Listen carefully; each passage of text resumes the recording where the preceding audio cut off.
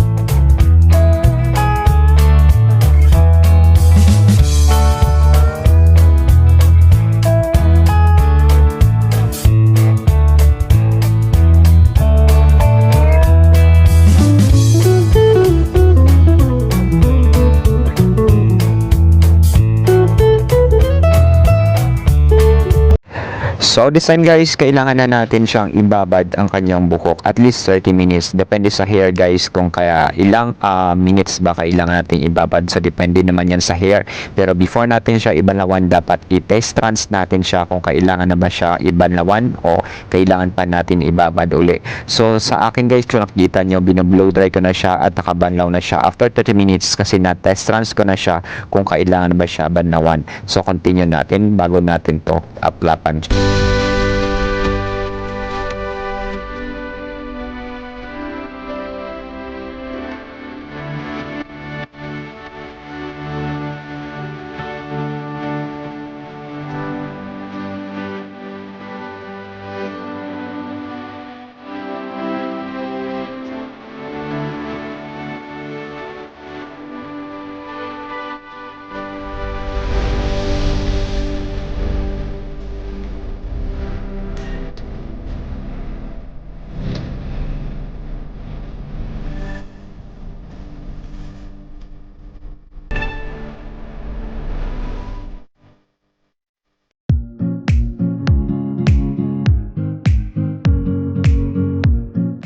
So ayan guys, na blow dry na natin siya ng 100% dry. So kailangan na natin siyang planchahin. Sa pagpa-plancha guys, dapat manipis at careful tayo sa anit ng ating client. Sa pagpa-plancha guys, depende sa ating hair iron guys. So kailangan sa pag-hair reburn, dapat maganda din ang quality ng ating hair iron. So continue tayo.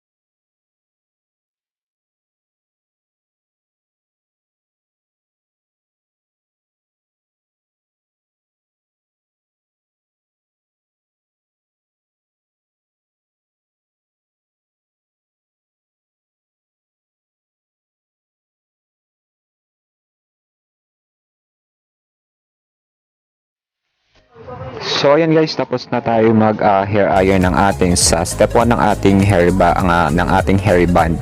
So this time guys, mag-apply tayo. Ilalak natin siya gamit ang napakasimple lang to. Yung gamit natin is cellophane lang, hair cellophane lang at saka step 2 lang ating hair rebonder cream. So sa pag-apply nito guys, no need na natin i-fold ang hair, no. So start tayo from the top, no. Start tayo sa kanya sa stop. Start tayo sa pinakataas para hindi na natin kailangan i-fold ang kanyang buhok. So continue tayo.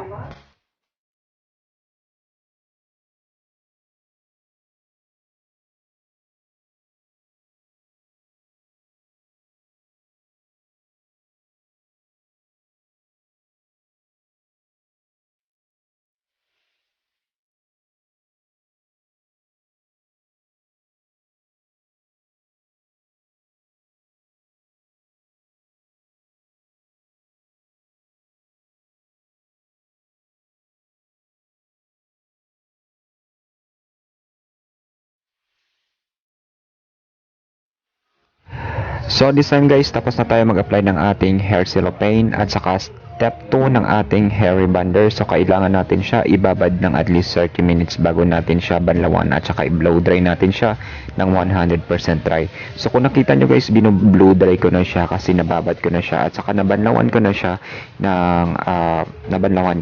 So kailangan natin siya i-blow dry ng 100% dry bago natin siya planchahin, no? So last na natin pagpa-plancha.